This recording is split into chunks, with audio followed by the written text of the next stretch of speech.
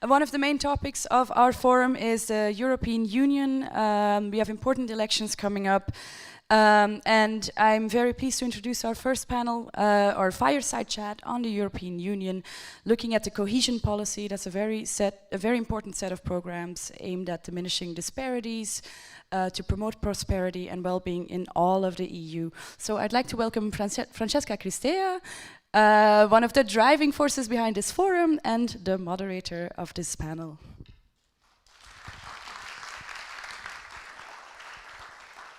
Thank you very much. I would like to invite Mrs. Corina Crețu, former EU Commissioner, to take her place, and also Mr. Ovidiu Cîmpean, Secretary of State for the Ministry of European Investments and Projects.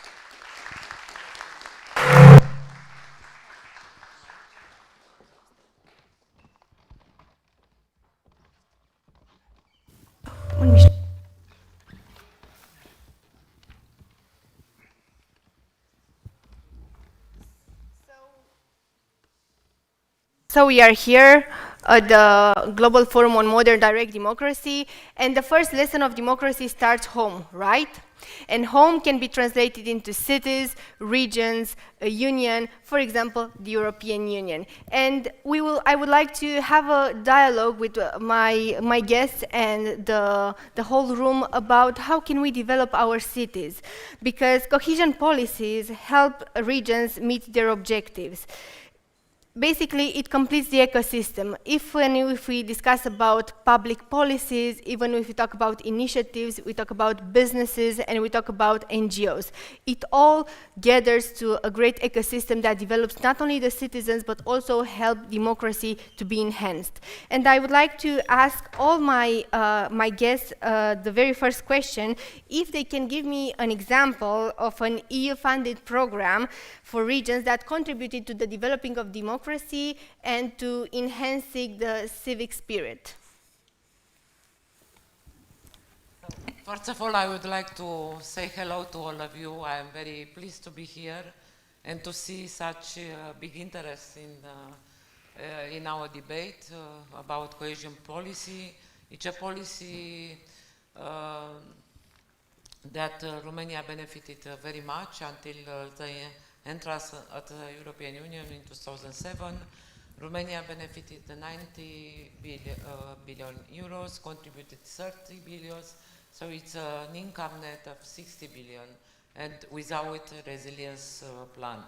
So it is clear that all the dates show that the life of the people were improving during the last years when Romania is part of this unique project that we have on our planet, European Union. But we still have a lot to do, I think. We have to maximize the impact of these projects. One of the most important projects, because we are speaking after Mr. Măruță, who spoke about democracy, it's taking on board citizens. I am not on his part when he's saying that there should be less people to take decisions. I really think that now there are only a small ball of people who decide everything, and it is not good for the democracy. This type of understanding democracy, to take decisions just behind doors, and I really think it's not good for us after 30 years after the revolution. Anyhow, the most important, as you have told, I was Commissioner for Regional Policy. I managed 350 billion euro. I was responsible for 28 and 27 countries when the UK decided to leave. And here it's we can open a debate about solidarity, because I think it was not something very fair when UK decided to leave us, because they were member of European Union from 71. In fact, this policy, regional policy, was built at the proposal of the UK when the mines in the wells were closed, and they proposed a policy to help them to restore their regions. And after more than 35 years of receiving funds, when the 10 countries come in 2004, and then Romania, Bulgaria 2007, 2009, and Croatia, they decided to leave because they were not anymore net beneficiaries, they were net contributors. And this is not fair, I think. I made the mistake, as Mr. Maruța said, we all make mistakes, to go in front of the European Commission to give an interview after the day of when UK left. And I said that I am very sorry that we will not have the second contributors to the EU budget. And then I saw my face in the front page in the Sun, saying that even the commissioner is saying how much UK is giving to other countries, and even European Commission says that they became a burden for us and we should get rid of them and take care of ourselves. So this was a mistake that I made. Wanted to explain how important is UK for the EU. They interpreted my words as proven what Mr. Farage said every day, that we are a burden, that UK should not contribute, that the Romanians and Bulgarians will invade the UK market, and so on. So without wanting this, in a way I contributed to this because I said that UK was at that time the second contributor to the EU budget. And it is very, very hard to replace, especially now when we have so many challenges. So we have pandemic, we have the war, and everybody is attacking this cohesion policy. And I will always defend this cohesion policy because it was designed in the treaties to mitigate the gaps that we all have on our planets, on our continent, north, south, east, west, but also inside the country. And also even in the richest, you mentioned cities, even in the richest cities we have poverty, and we have to deal with that through cohesion policy. So one of the most important things, I think, is this kind of meetings with citizens, where you become aware about what EU is doing for us. I really think that we as Romanians, we do not have the luxury of the UK to even think about leaving the EU. We are geographically here, where things are white or black, so we have to enjoy our what we have achieved: democracy, liberty, liberty of expressions. I was also a journalist. In fact, I graduated Academy of Economic Studies, but after the revolution, I wanted to become a journalist, to express my opinions. And then I had the chance to be the spokesperson of the president and chief of public communication. Then because of European Union, who wanted female on the list, I was senator. I was first put by my party somewhere uneligible, but I was lucky because of the redistribution, the first female senator in 2004, it was me. So in 2004, yes, it was. So in 2006, I heard about these opportunities that we have. So I'm in Brussels from 16 years. I will end my mandate on 15th of July, and I come back with a lot of lessons and with a lot of sorrow that many people take many things for granted, especially young people, when they go to Budapest, to Vienna, to Brussels, they take it for granted. They don't understand that we are lucky because the revolution came for me just when I graduated in '89, but for our parents, for our grandparents, they didn't have the chance to live in freedom. So it was impossible to go to Budapest. It was impossible to go to Sofia, not to talk about Western Europe. So cohesion policy, all in all, because I don't want to be long, very long, it's the one that depends on the government, how much has an impact on the life of the people. But of course, in my view, there are very important things to be changed in order to maximize the impact. I did and I do whatever I can to make this policy much more flexible, tailor-made, because we have different needs. Some countries, as Romania, Bulgaria, Eastern European countries, they are going from basic things like water, infrastructure, waste management projects. Other needs help just for innovation or other things. So it's very important to be tailor-made. I was responsible for almost 300 regions and I have visited almost 200. So I really think that it's very important how the government is organizing the flux of the money.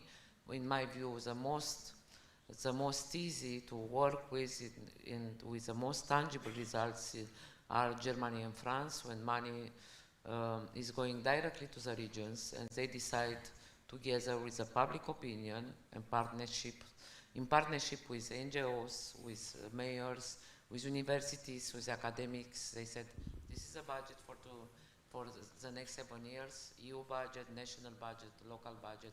Let's see what plan we have for the next 7 years. Here, when a mayor is elected, and we will see after these elections, he thinks that he knows everybody.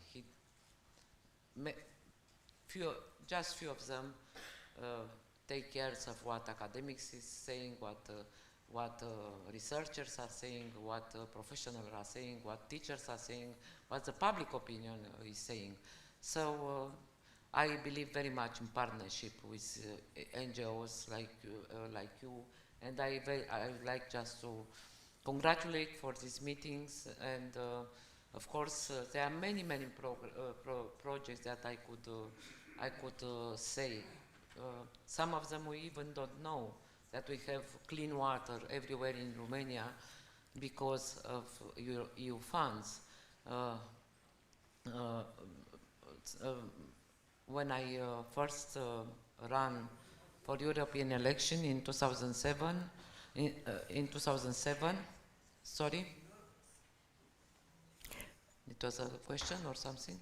No, we will take questions at the end of the introductory remarks. I just want to say when I was elected in 2007, 2009, 2014, 2019, and everywhere I went, everything in the public speech was done by the mayors and the governments. And this point we are now is very dangerous, and this game should stop. I don't believe that EU project is perfect, but it's the only one where we can come together, 27 countries, and work together, and to recognize what the EU is doing for our countries and for the citizens is essential. Thank you very much. Thank you very much.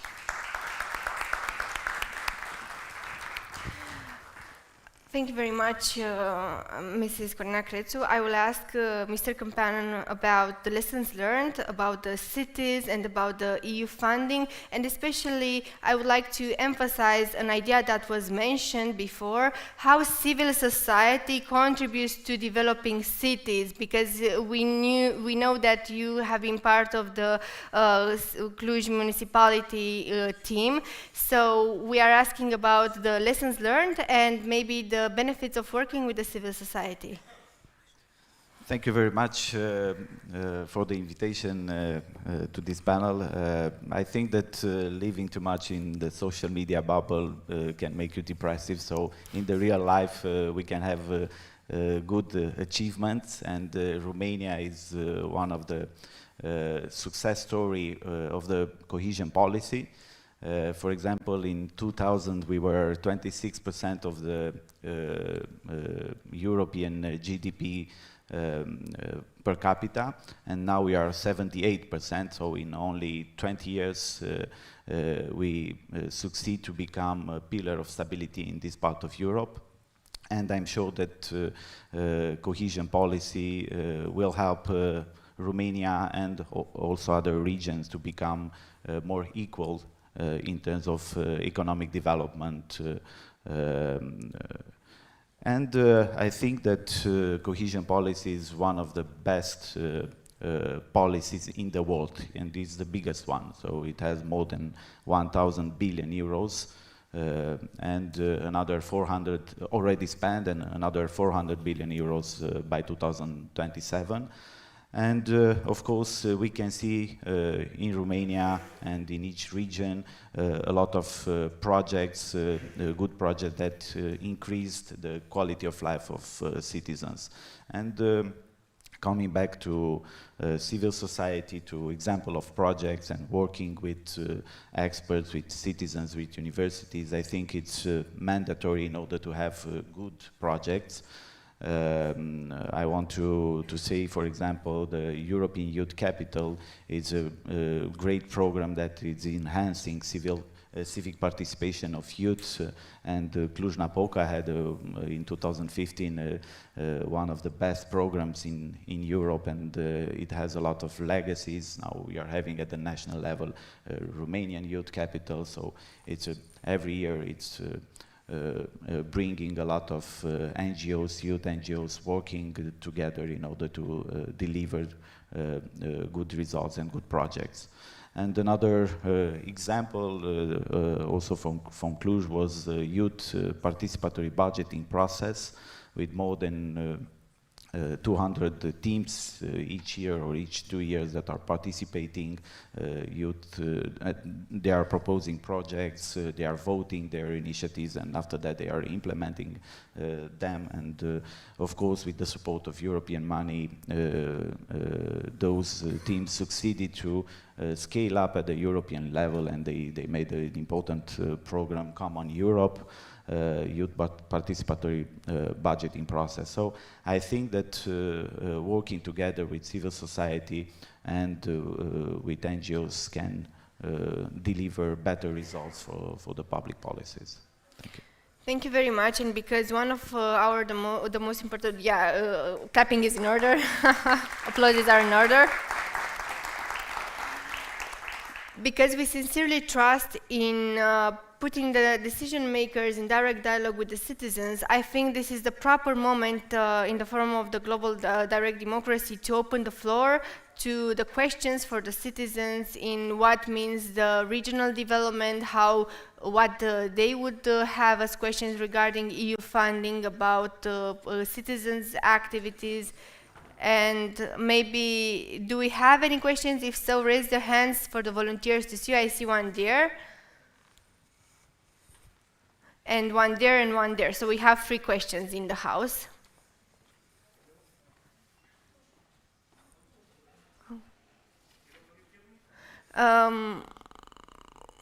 One second.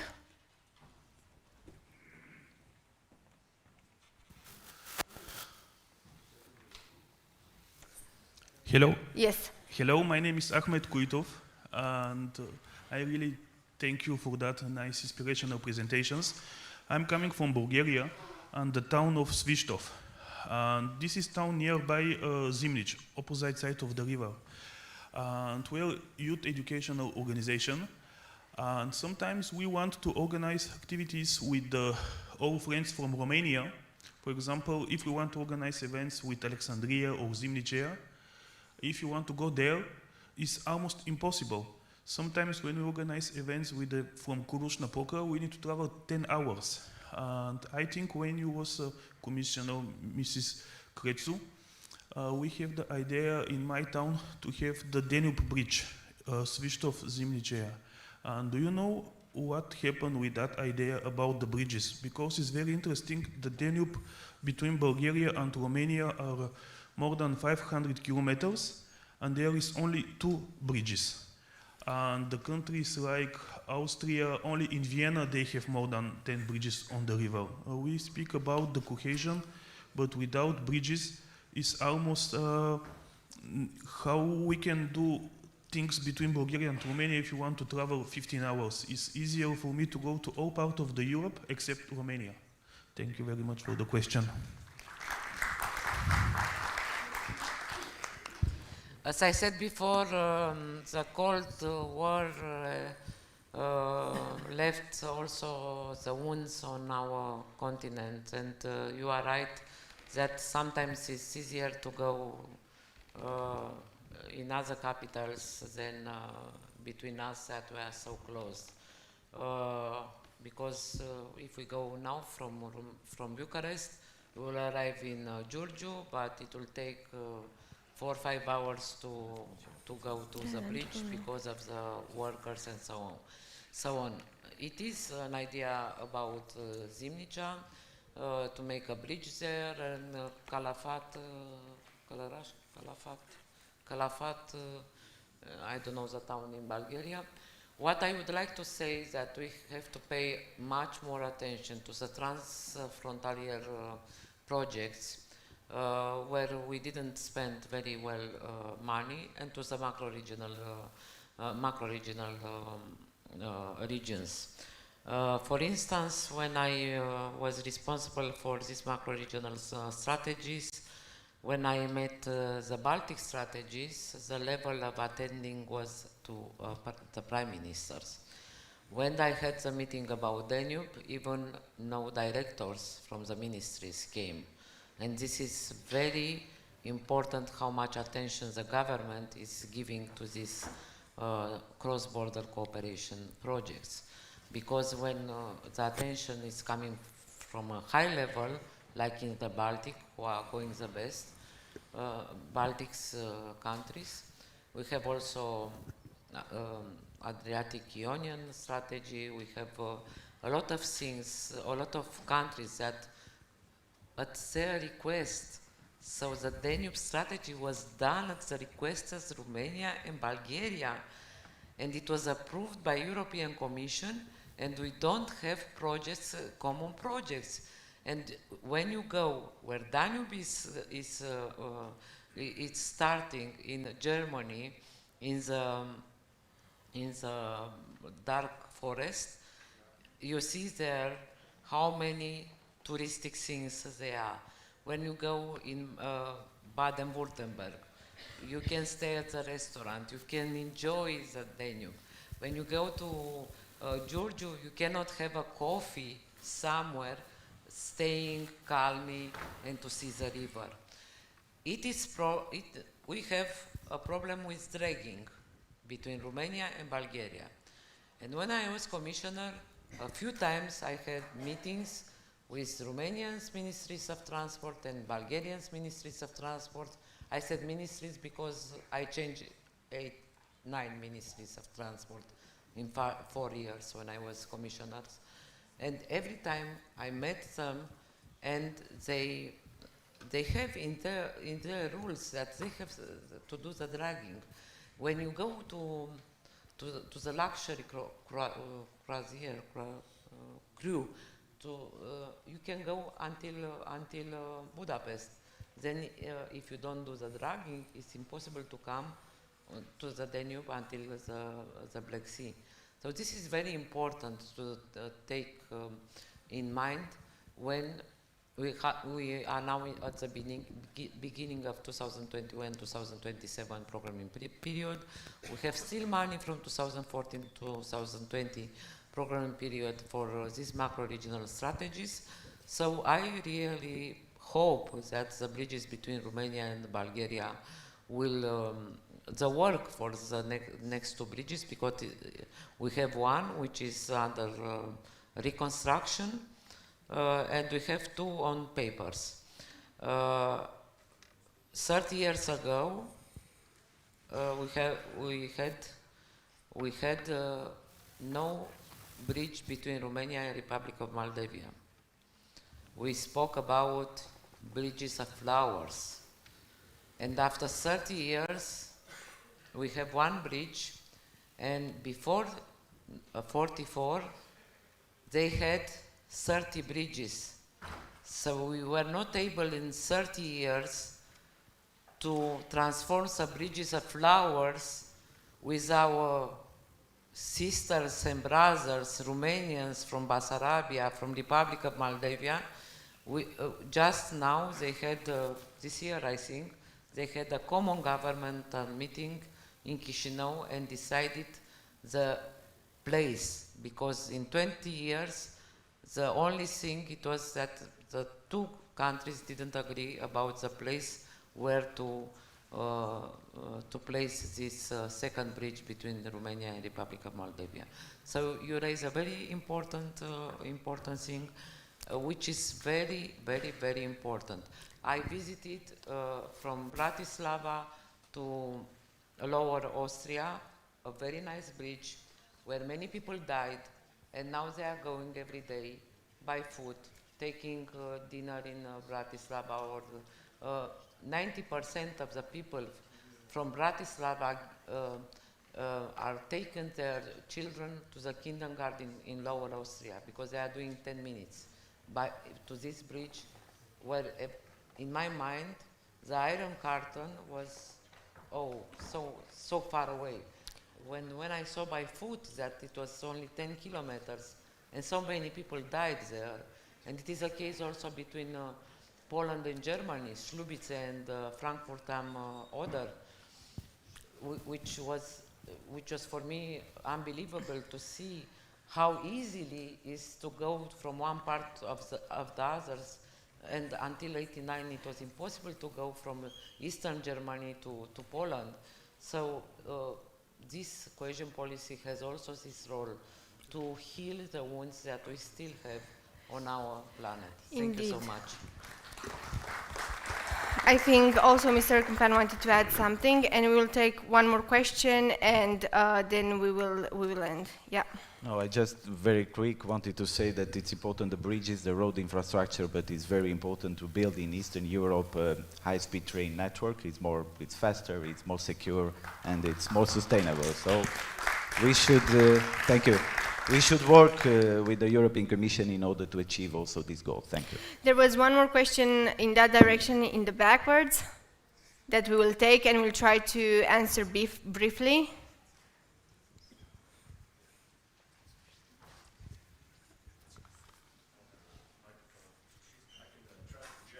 Okay.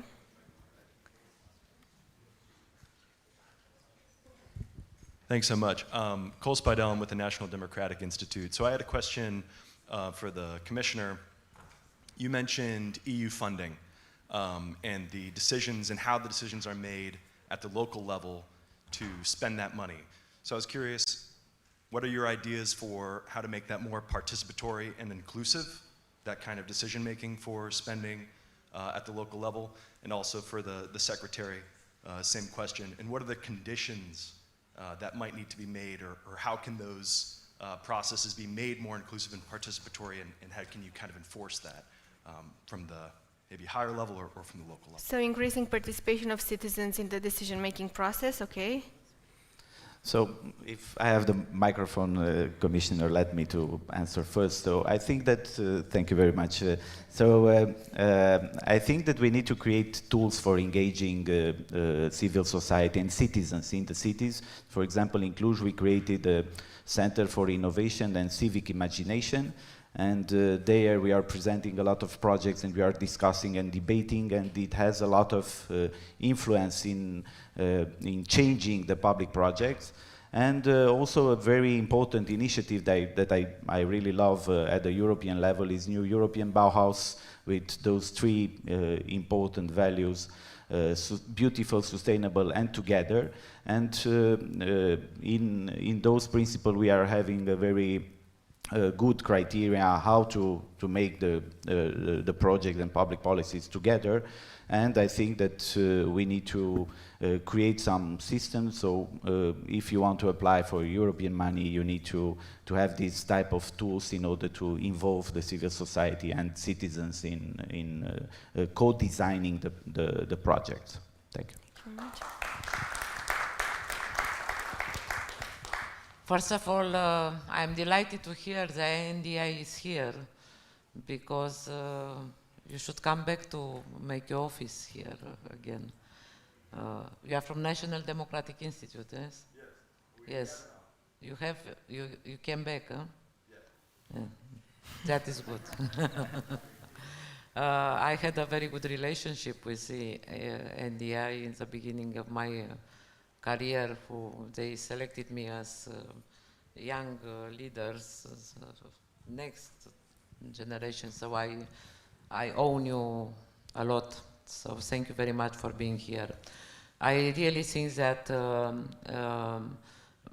this participation of the people is very important. We should find ways to make your voice, our voices heard, and we should be clear that nobody and no region, no person should be left behind. It's up, of course, we have this example of Cluj-Napoca, which has a very good mayor who was a prime minister with a lot of expertise, but no, all the counties are the same. So this is very important to push sometimes, because sometimes you are invited, sometimes you have to push. So let's work together. By the way, I will be without job after 15th of July, so I can work with Ian and NDI to see how we can engage together with the civil society to make the voices of the people heard. Because now it's, for me, unbelievable. We are in the middle of electoral campaign, silence, no candidate is speaking, especially about European elections. All the debate is dominated by the roads, by the local election, by what is needed. But we need to speak about Europe as well, and about the world that we have now, about transatlantic relationships. So I really think that we have to change the mindset, how to say it, in our society. And it's very important. It was Mr. Maruță who said that your convictions are stronger than facts, but sometimes, as I said, the facts are changing your convictions so tough.